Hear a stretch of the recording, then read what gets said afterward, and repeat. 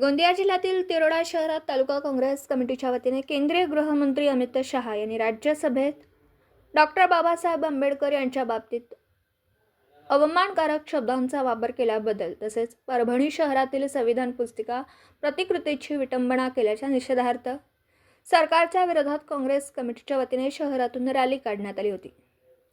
हुकुमशाही नहीं चलेंगी, अमित शहा यांनी माफी मागावी, मंत्रिमंडळातून बडतर्फ करावं अशा घोषणा देत अमित शहांवर कारवाई करण्यात यावी अशा मागणीचं निवेदन तालुका काँग्रेसच्या कमिटीच्या सर्व कार्यकर्त्यांनी तिरोडा पोलीस स्टेशनला निवेदन दिलं।